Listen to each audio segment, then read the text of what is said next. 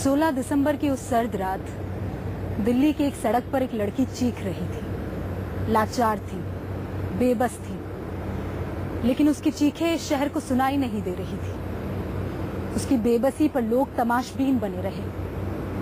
तब पहली बार लगा कि ये शहर पत्थर दिल लोगों का है। महज कुछ दरिंदों ने उसके साथ ऐसी दरिंदगी की कि उसने दम तोड़ दिया, और दरिंदगी भी ऐसी जिसे सुनकर कलेजा कांप जाए। 16 दिसंबर की उस शाम 6 बजे के बाद उस लड़की के साथ क्या क्या हुआ, आज हम आपको दिखाने जा रहे हैं। उस वक्त की पहली हंसी से लेकर आखिरी चीख तक।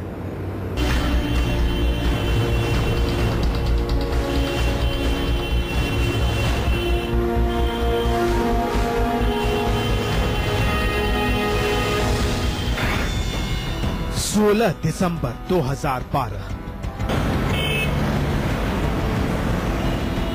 दिल्ली की एक सर्द शाम। अमूमन रोज की तरह दौड़ती भागती दिल्ली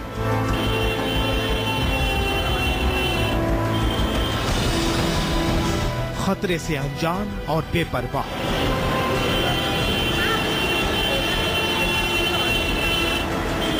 लेकिन उस शाम अंधेरा होते ही इसका बिंदास दिल भी काला पड़ने लगा। किसी को इस बात का रत्ती भर एहसास भी नहीं था कि ईंटों और पत्थरों के बीच रहते रहते यहाँ के लोगों का दिल भी कब का पत्थर का हो चुका है।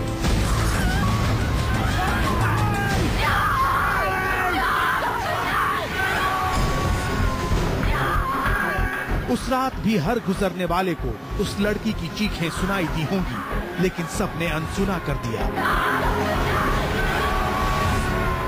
तड़पते हालत में भी उस सर्द रात ठिठुरते हुए वो चीख रही थी, लेकिन मानो सबके कान बहरे हो गए थे। कुछ बचा था तो जज्बातों से दूर बस चंद बेरहम लोगों का झुंड। इस दरिंदगी की कहानी शुरू होती है दिल्ली के साकेत इलाके से।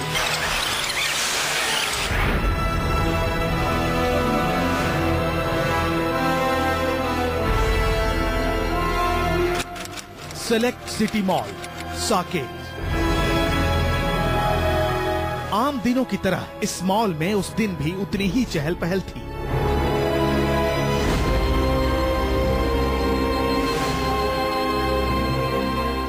इस मल्टीप्लेक्स के एक पर्दे पर फिल्म द लाइफ ऑफ पाई लगी थी। लोग मैटनी शो के लिए अपनी टिकटें बुक करा रहे थे। इसी भीड़ में वो लड़की और उसका इंजीनियर दोस्त भी फिल्म देखने पहुंचे थे। तारीख 16 दिसंबर 2012, वक्त शाम के तकरीबन 6:15 बजे।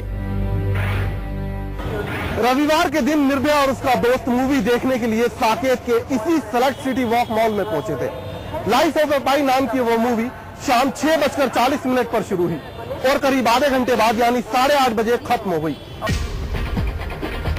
मूवी देखने के बाद लड़की और उसका दोस्त मल्टीप्लेक्स से निकले। दोनों को घर जाने की जल्दी थी। आसपास कई ऑटो वाले खड़े थे। दोनों द्वारका से आए थे, लिहाजा द्वारका जाने के लिए वो ऑटो खोजने लगे। लेकिन कोई भी ऑटो वाला द्वारका जाने को तैयार नहीं था। जिससे पूछा सबने मना कर दिया।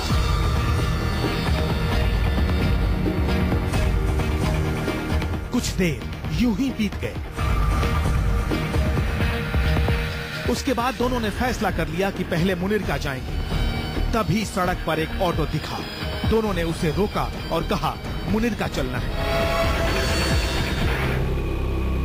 सेलेक्ट सिटी वॉक मॉल के ठीक सामने इसी ऑटो स्टैंड से उन दोनों ने ऑटो लिया था। दोनों साथ साथ ऑटो में बैठ गए और फिर ऑटो मुनिरका के लिए चल पड़ी। सर्द रात थी, सड़क पर कोहरा गहराता जा था, लिहाजा सड़क पर आवाजाही भी कम थी। बस 20 मिनट में ही दोनों मुनिरका बस स्टैंड पहुंच गए।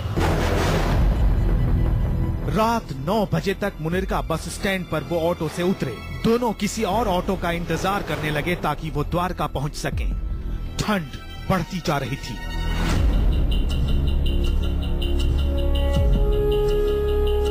उस राह से गुजरने वाले तमाम ऑटो वालों को दोनों ने हाथ दिया, लेकिन कोई भी चलने को तैयार नहीं था। अब वो होने वाला था जिसका ख्याल तक उन्होंने नहीं किया था। उन्हें नहीं पता था कि इस लम्हे के बाद जो कुछ होगा वो उनकी जिंदगी को जहन्नुम में बदल देगा। नहीं पता था कि इंसानों की खाल में चंद भेड़िए आहिस्ता आहिस्ता उस लड़की की तरफ बढ़ रहे थे। सब एक बस में सवार थे। 6 खूंखार दरिंदों वाली ये बस उसी वक्त मुनीर का स्टैंड पर रुकी, जहां लड़की और उसका दोस्त ऑटो के इंतजार में खड़े थे। तभी इन दोनों की नजर एक सफेद रंग की चार्टेड बस पर पड़ी। बस का कंडक्टर दरवाजे पर खड़े होकर पालम मोड़ और द्वारका जाने के लिए सवारियों को आवाज लगा रहा था। बस रुकते ही 6 भेड़ियों में से जो नाबालिग था सवारी बुलाने के अंदाज में आवाज लगा रहा था, पालम मोड़ द्वारका। उस लड़के ने कहा, दीदी हम तुम्हें द्वारका छोड़ देंगे, बस में बैठ जाओ। एक पल को दोनों ठिठके भी, लेकिन बस वाले लड़के ने दोबारा आवाज दी, लिहाजा वो बस में सवार होने लगे। इस बात से अनजान कि अगले कुछ मिनटों में क्या होने वाला है, उन्हें यकीन भी नहीं था कि इसी बस में एक घिनौनी वारदात होगी जिसमें दरिंदगी अपनी हदों को तोड़ देगी।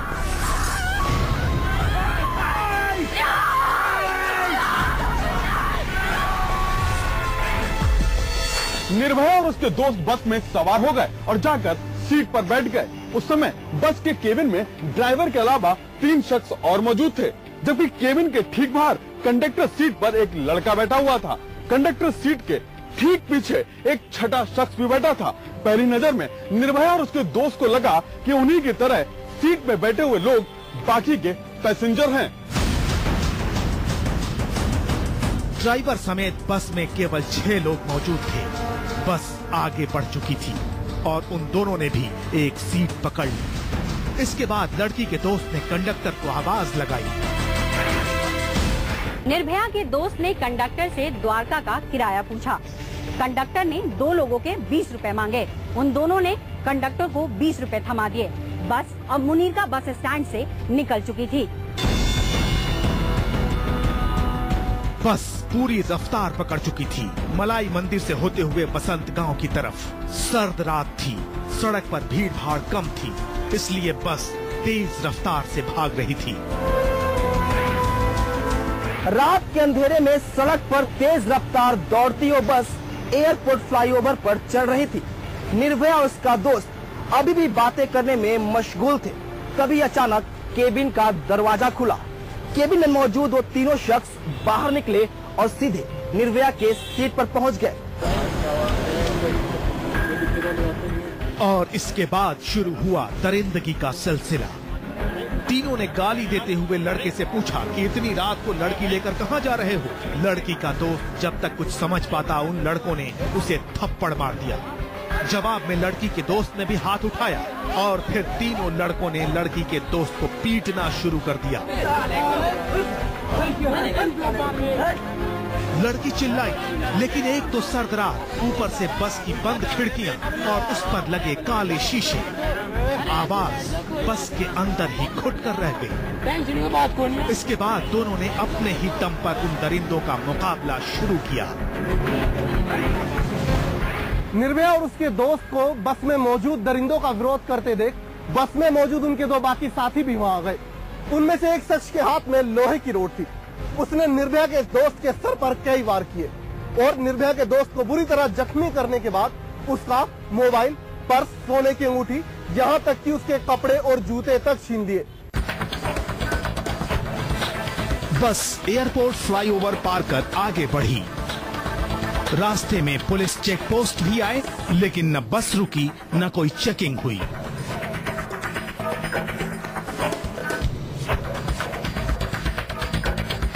दोनों बस के भीतर अपनी बदकिस्मती से मुकाबला कर रहे थे। लड़की ने अपने दोस्त को बचाने की कोशिश की तो उन लोगों ने उसे बस में पीछे की तरफ खींच लिया। तब तक लड़की का दोस्त बेहोशी की हालत में आ चुका था। इसके बाद सभी दरिंदे लड़की पर टूट पड़े।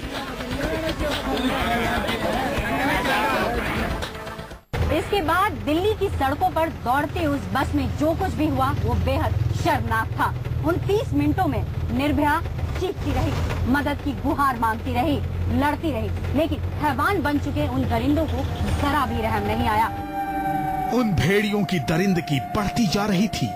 निर्भया की चीखों का उन पर कोई असर नहीं था। उसका दोस्त बेहोशी की हालत में था, जख्मी था। वो मदद के लिए आगे बढ़ता भी तो कैसे? उन भेड़ियों ने उस मासूम की आबरू को छलनी कर दिया।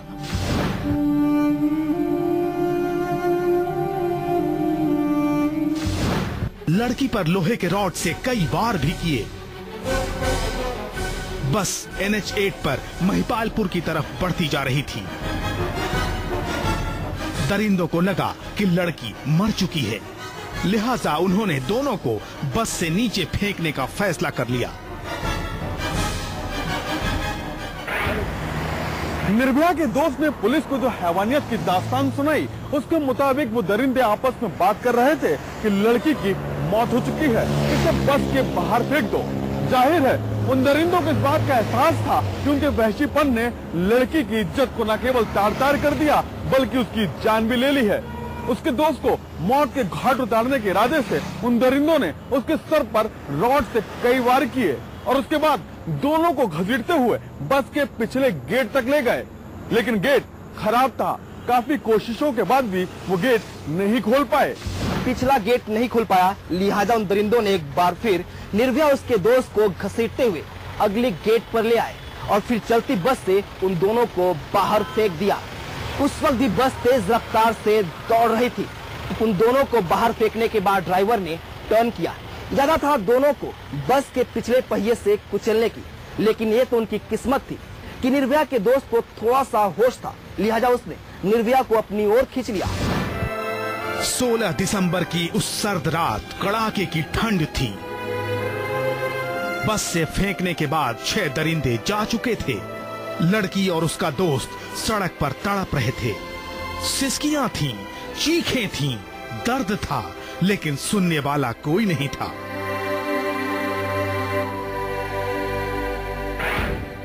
दिसंबर की सर्द रात में दोनों इसी जगह महिपालपुर फ्लाईओवर के पास खून से लथपथ हालत में पड़े थे। दोनों के बदन से कपड़े नदारद थे। निर्भया पूरी तरह बेहोश थी, जबकि उसके दोस्त को थोड़ा सा होश था, लेकिन दोनों के जिस्म में इतनी भी जान नहीं बची थी कि आवाज लगाकर किसी को मदद के लिए पुकार सके। दोनों की ऐसी हालत थी कि जुबान खोलना तक मुश्किल था। उनके हाथ तक नहीं हिल रहे थे। दिल्ली उस वक्त भी अपनी रफ्तार में थी, लेकिन इसका चेहरा जितना बदरंग उस वक्त दिख रहा था, शायद पहले कभी नहीं दिखा। बेरहमी दिल्ली की फिजा में साफ साफ देखी जा रही थी। उस रात भी सड़क पर इसी तरह तेज रफ्तार गाड़ियां दौड़ रही थी, लोग गुजर रहे थे, लेकिन सड़क के किनारे निर्भया उसके दोस्त को तड़पता देख किसी का दिल नहीं पसीजा। किसी ने भी रुककर उनकी तरफ मदद का हाथ नहीं बढ़ाया। उस रात जैसे दिलवालों की ये दिल्ली पत्थर दिल हो गई थी। तब तक वहाँ लोगों की भीड़ जुटनी शुरू हो गई थी, मगर मदद के नाम पर कोई आगे नहीं बढ़ रहा था। सब तमाशबीन थे। कुछ लोग रुकते, दोनों की लाचार हालत को देखते, फिर आगे बढ़ जाते। उस रात पहली बार शर्म आई इस दिल्ली पर, पहली बार हैरानी हुई इस शहर पर। वो दिल्ली जो आधी रात को एक लड़की की बेबसी देखकर भी खामोश खड़ी थी, उसकी चीखों को अनसुना कर रही थी। किसी ने जहमत तक नहीं उठाई कि उनके बदन पर कपड़े का टुकड़ा डाल दें।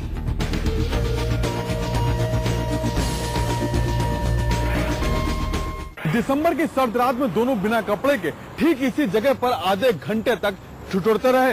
इस दौरान दिल्ली और गुड़गांव टोल कंपनी की एक पेट्रोलिंग टीम की नजर निर्भया और उसके दोस्त पर पड़ी। पेट्रोलिंग ऑफिसर राजकुमार ने इसकी सूचना गुड़गांव स्थित अपने कंट्रोल रूम को वायरलेस के जरिए दी। इसके बाद दिल्ली पुलिस को इस पूरी घटना की इत्तला दी गई। हाईवे पेट्रोलिंग पर निकले राजकुमार और उसके साथी की नजर सड़क के किनारे पड़े निर्भया और उसके दोस्त पर पड़ी। राजकुमार ने अपनी शर्ट निर्भया के दोस्त को दी और राजकुमार के साथी ने अपनी स्वेटर निर्भया को दी, क्योंकि उस सर्द रात में भी दोनों के जिस्म पर एक भी कपड़ा नहीं था। पीसीआर को इत्तला दी जा चुकी थी। दोनों वहां सड़क के किनारे पड़े हुए थे। तभी पीसीआर नंबर जयबराज चौमन वहां पहुंची। पीसीआर पहुंचने के बाद जद्दोजहद शुरू हुई दोनों को अस्पताल पहुंचाने की।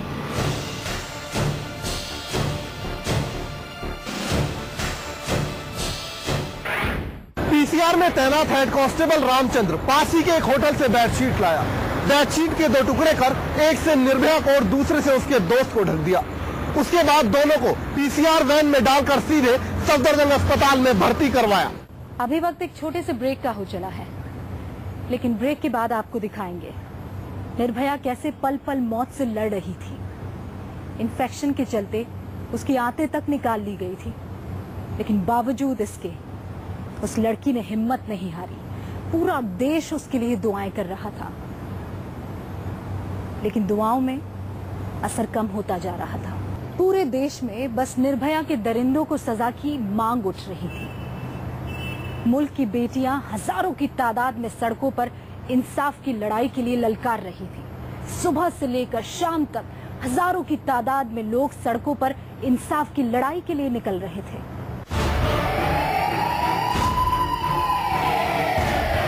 पुलिस वाले दोनों को अस्पताल तो ले गए, लेकिन दूरी काफी थी। सफदरजंग हॉस्पिटल जाते जाते काफी देर हो गई। आसपास भी कुछ अस्पताल थे, पर मामला अपराध से जुड़ा था, लिहाजा दर्द से कराहती उस लड़की को सरकारी अस्पताल ही नसीब हुआ। इलाज शुरू किया गया। निर्भया की हालत खराब हो रही थी। डॉक्टरों ने उसे आईसीयू में भर्ती कर दिया। किसी तरह माँ बाप को खबर दी गई।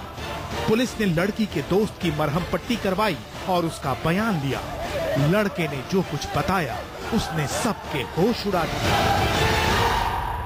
अस्पताल पहुंचने के बाद निर्भया के दोस्त ने जो पुलिस को अपनी आपबीती सुनाई, उसे सुनकर पुलिस महकमे में हड़कंप मच गया। एक चलती बस में गैंगरेप की खौफनाक वारदात ने पुलिस के होश उड़ा दिए। इस खबर को सुनने के बाद पुलिस के तमाम अधिकारी अस्पताल पहुंच गए, जहां पर निर्भया के दोस्त का बयान दर्ज किया गया। पुलिस की कई टीमें बना दी गई और दरिंदों की तलाश में पुलिस जुट गई। 16 दिसंबर की रात की कहानी लड़के की जुबानी सुनते ही पुलिस सन्न रह गई। पहली कोशिश थी उन हैवानों को गिरफ्तार करना। दिल्ली के एक एक कोने पर दबिश हुई। उधर लड़की की हालत खराब होती जा रही थी। डॉक्टरों ने बताया कि उन दरिंदों ने उसकी आंतों तक को छलनी कर दिया था। इधर जैसे ही ये खबर देश भर में फैली, हड़कंप मच गया।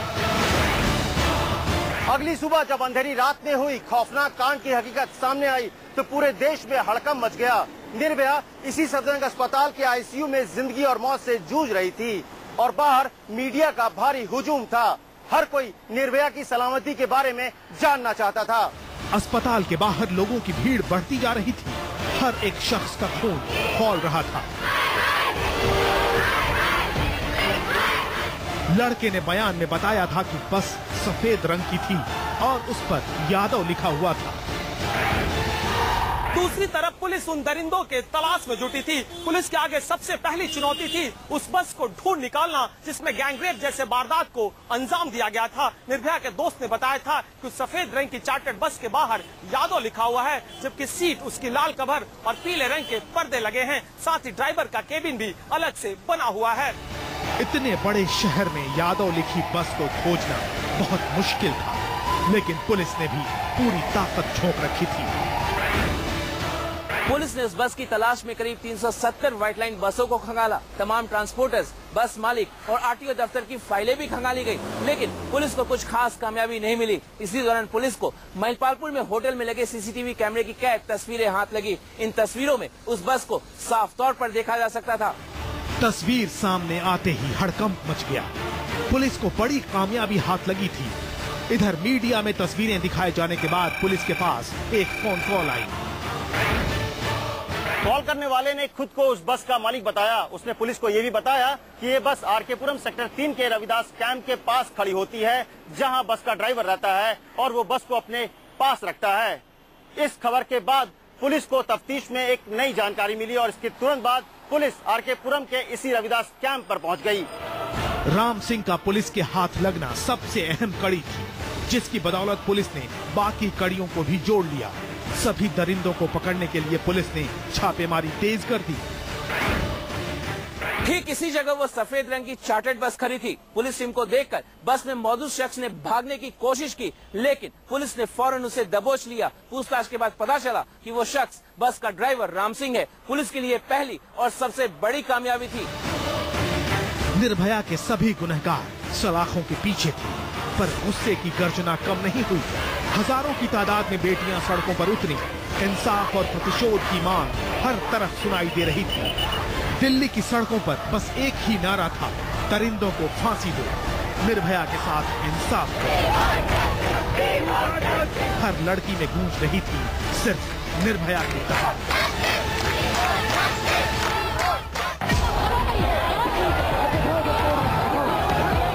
गुस्से की इन तस्वीरों को देखकर सरकार तक हिल गई। पुलिस और सरकार को समझ में नहीं आ रहा था कि बिगड़ती हालत को कैसे रोके। लोग अड़े हुए थे। उधर निर्भया की हालत भी बिगड़ती जा रही थी। इन्फेक्शन बढ़ता जा रहा था। उसका कई बार ऑपरेशन किया गया, लेकिन सब कुछ बेकार। लिहाजा डॉक्टरों ने उसकी आंतों को निकालने का फैसला कर लिया।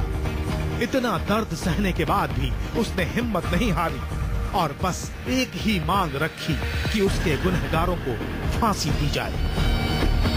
बिगड़ती हालत देखकर सरकार ने निर्भया को 27 दिसंबर की रात सिंगापुर के माउंट एलिजाबेथ अस्पताल भेज दिया, लेकिन हालत में सुधार नहीं हुआ।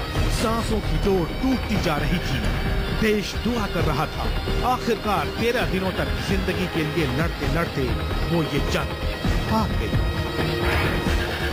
करीब 13 दिनों तक देश की वो बहादुर बेटी जिंदगी की जंग लड़ती रही। निर्भया की कई सर्जरी भी हुई। वेंटिलेटर के जरिए निर्भया की सांसों की डोर को बांधने की पूरी कोशिश भी की गई, लेकिन 29 दिसंबर को निर्भया की सांसों ने उसका साथ छोड़ दिया। निर्भया खुद तो मौत की गोद में सो गई, लेकिन उसकी मौत ने 121 करोड़ हिंदुस्तानियों को हमेशा के लिए जगा दिया। निर्भया की मौत के बाद तो दरिंदगी के खिलाफ देश में गुस्सा और बढ़ गया। सरकार को सड़कों पर निकले लोगों को संभालना मुश्किल हो रहा था। निर्भया मरकर भी अमर हो गई। सरकार को नया और सख्त कानून लाना पड़ा और उन दरिंदों को उनकी दरिंदगी की सजा भी मिल गई। लेकिन निर्भया, वो मरकर भी हमारे दिलों में हमेशा जिंदा रहेगी।